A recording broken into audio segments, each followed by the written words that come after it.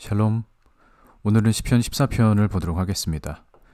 1절에 보시면은 어리석은 자는 그의 마음에 이르기를 하나님이 없다라고 합니다. 그는 하나님을 인정하지 않기 때문에 부패하고 가증한 일을 행하며 선을 행하지 않습니다. 그가 이런 어리석은 자가 된 것은 2절에 하나님을 찾지 않기 때문입니다. 그는 하나님을 인정하지 않기 때문에 하나님을 찾지 않고 하나님을 찾지 않기 때문에 지각, 히브리어로 마스킬, 지혜가 없는 어리석은 자가 되어서 선을 행하지 않고 악을 행하는 것입니다. 그런데 시편 기자가 말하는 이 어리석은 자는 어떤 한 사람이 아니라 그 세대 사람들 전체를 말하는 것입니다.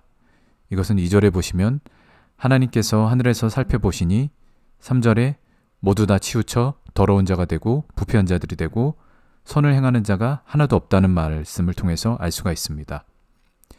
1절에 그들이 하나님이 없다고 말하는 것은 이것을 보고 이것이 그 시대에 하나님을 믿지 않았던 이방인이나 또는 오늘날의 무신론자라고 생각하면 안 됩니다. 이것은 하나님을 믿는다고 말하는 하나님의 백성들에게 하는 말입니다. 이것을 먼저 구약에서 살펴보시면은 2절에 이 부패하다, 1절에 부패하다라고 나오는데요. 이 부패하다는 히브리어로 샤트입니다. 이것은 창세기 6장 11절에 나옵니다. 여기서 온 땅이 하나님 앞에 부패하다라고 나오는데요. 온 땅이 하나님 앞에 부패하여 포악함이 땅에 가득하다라고 해서 이 부패함과 포악함이라는 개념이 함께 나오는 것을 볼 수가 있습니다. 이것은 시편 14편을 통해서도 알 수가 있는데요.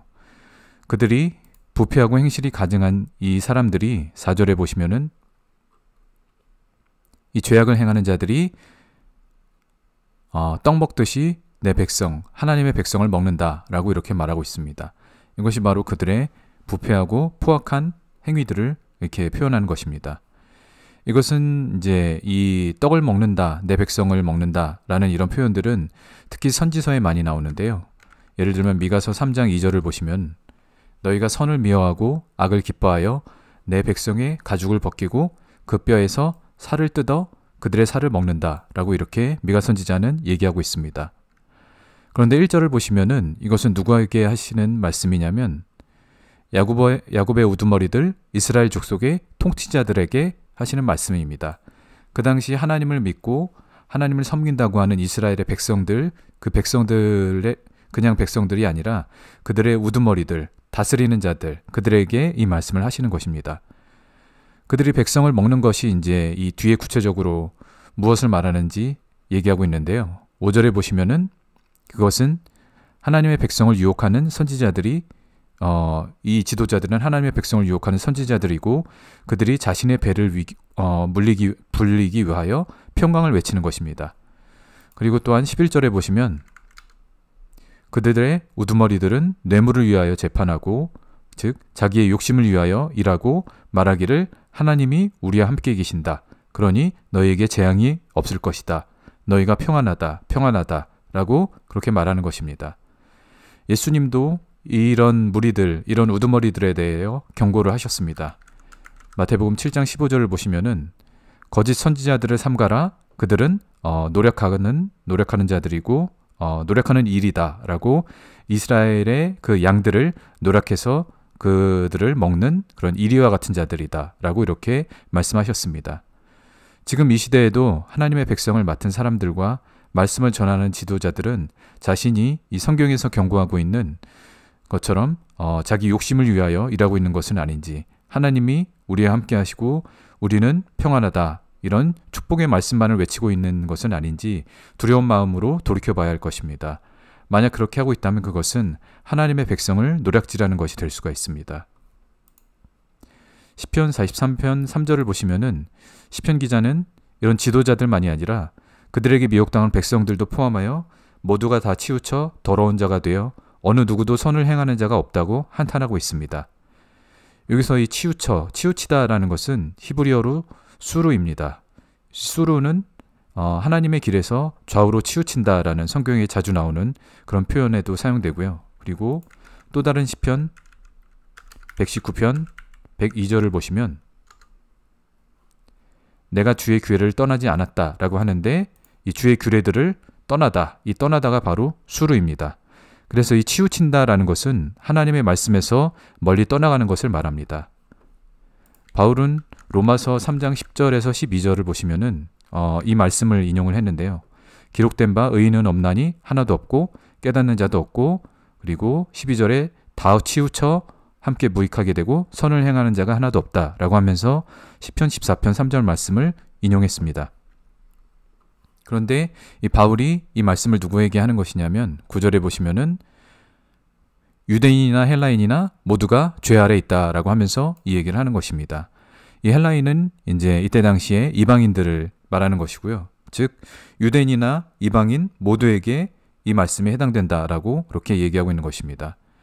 그래서 바울은 심지어 로마서 7장 18절에 보시면은 자신에 대하여 얘기하기를 내 속 곧 내 육신에 선한 것이 거하지 않으니 선을 행하는 것이 없다라고 이렇게 얘기합니다. 그 위대한 바울조차도 자신이 선을 행하지 못한다고 말하는데 내가 선을 행하고 있다고 자신 있게 말할 수 있는 사람이 얼마나 되겠습니까? 그러나 바울 사도는 친절하게 우리가 이 죄인의 상태에서 벗어나 선을 행하는 길을 알려줬습니다. 그것은 바로 로마서 8장 2절에 나오는데요. 그리스도 예수 안에 있는 생명의 성령의 법이 죄와 사망의 법에서 우리를 해방시켜준다고 이렇게 얘기하고 있습니다.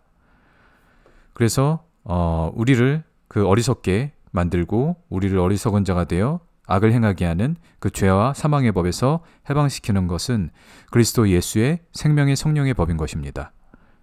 3절에 보시면은 예수님은 이것을 위하여 우리의 죄악을 짊어지시고 십자가에서 죽으심으로 우리의 죄를 사하셨습니다.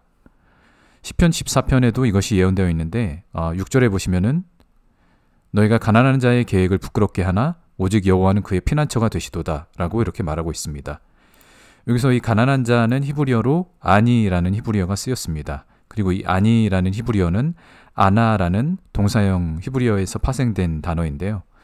예수님의 십자가 고난을 예언한 이사야 53장 4절을 보시면 예수님에 대하여 예언하여 말하기를 그는 실로 우리의 질고를 지고 우리의 슬픔을 당하였다 라고 이렇게 나옵니다. 근데 여기서 뒤에 보시면은 하나님께 맞으며 고난을 당한다. 이 고난을 당한다가 바로 아나라는 히브리어가 사용되었습니다. 그래서 이 가난한 자라는 것은 성경에 나오는 그런 힘없는 가난한 자 뭐 그런 것들을 얘기하기도 하지만 예언적으로는 이 십자가를 지시고 낮춰지신 예수님을 예언하는 것입니다. 그래서 시편 14편 6절에서 그 고난당한 자 아니 가난한 자인 예수님은 십자가에서 부끄러움, 수치를 당하셨습니다. 그러나 하나님께서 그의 피난처가 되어주셔서 그를 붙드심으로 이 예수님을 다시 살리셨습니다. 그래서 시편 14편 7절을 보시면은 이제는 하나님의 백성들이 이스라엘의 구원이 이 구원은 히브리어로 예슈아입니다. 그래서 이것은 또한 예수님을 가리키는 것입니다.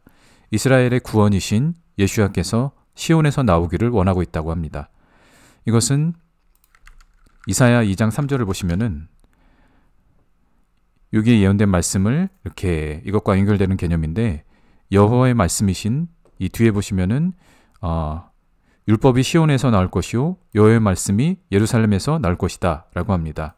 이 여호와의 말씀이신 예수님, 말씀이 육신이 되신 예수님, 요한복음 1장에 나오는 것처럼 이 말씀이 육신이 되신 이 예수님께서 이 시온에서 이 예루살렘에서 그 복음을 선포하시는 것을 말합니다. 그리고 그 복음을 선포하실 때 많은 백성, 열방의 많은 백성들이 그 예수님이 복음을 선포하시는 그 시온, 여호와의 산에 올라가 그것을 배우기를 원한다. 그리고 그것을 배움을 통해서 그들이 바로 이렇게 자유하게 되는 그런 역사가 있는 것입니다.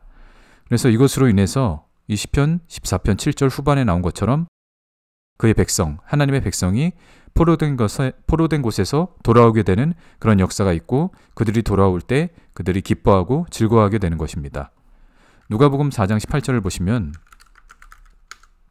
예수님은 이것은 이제 이사야 61장 1절 말씀을 인용하여 말씀하신 것인데요.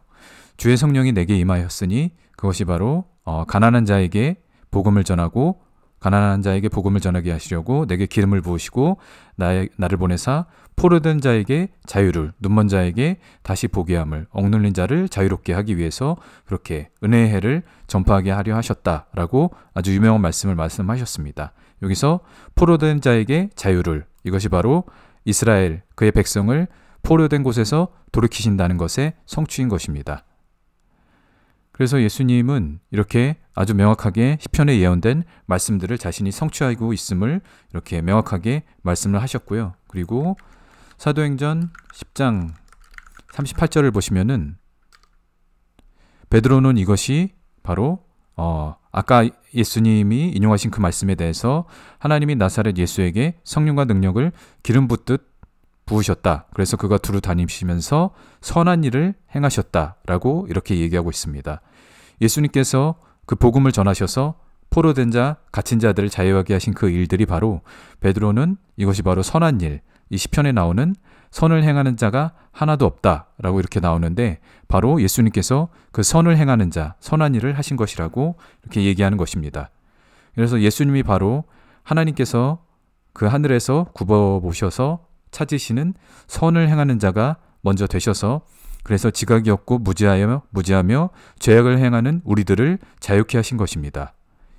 이 무지함에 대해서 한번 살펴봐야 되는데요. 이 무지함은 성경에 어떤 흑암과 어두움으로 상징되어 있습니다. 그리고 또한 죄악의 결과는 사망입니다. 그러나 마태복음 4장 16절을 보시면은 예수님은 흑암과 이 바로 흑암, 무지, 흑암과 그리고 사망의 그늘에 앉은 그들에게 빛으로서 임하셨습니다. 큰 빛으로 임하셨는데 이 빛에 대해서 요한은 말하기를 요한복음 1장 9절에 이 빛은 참빛 그리고 이 빛이 각 사람에게 비추는 빛이라 라고 이렇게 얘기합니다. 이 참빛이라는 것은 헬라어로 보시면은 바로 진리의 빛을 얘기합니다. 그리고 이 진리의 빛은 하나님의 그런 말씀을 전하는 그 진리의 빛을 얘기하고 또한 이 빛은 이제 빛이신 예수님께서 바로 이제 진리의 성령으로 우리에게 임하셔야 우리가 바로 그 흑암과 사망의 권세 가운데 자유하게 되는 것입니다. 예수님은 또한 마태복음 5장 16절에서 너희 빛이 사람 앞에 비치게 하여 그들로 너희 착한 행실을 보고 하늘에 계신 아버지께 영광을 돌리게 하라 라고 이렇게 말씀하셨습니다. 즉 너희 빛, 우리에게 주신 빛, 우리에게 빛으로 임하신 진리의 성령님, 그 성령님이 우리에게 가르쳐 주시는 예수님의 천국복음, 그 말씀을 사람들에게 전할 때, 그것으로 비치게 할 때 그것이 바로 착한 행실, 바로 시편에 나오는 선을 행하는 자, 선한 일, 그것이 다 연결되는 개념인 것입니다. 그래서 예수님은 그렇게 사람들에게 너희에게 임한 성령으로 임한 그 빛을 전하여서 사람들을 자유하게 하고 그것으로 그것이 바로 사람들을 그렇게 함으로 사람들이 하나님께 영광을 돌리게 하라고 명령하셨습니다. 그래서 우리 안에 거하는 이 진리의 빛이신 성령님을 흑암과 사망의 그늘 속에 있는 포로된 자들에게 비추어서 그들을 진리로 자유하게 하는 것이 바로 우리가 해야 할 선한 일인 것입니다. 그리고 그것으로 그 포로된 사람들이 빛 가운데 돌아가게 되면 그들이 시편 14편 7절에 나온 것처럼 야곱이 즐거워하고 이스라엘이 기뻐하게 될 것이며 그것이 바로 하나님 아버지께 영광을 돌리는 일인 것입니다.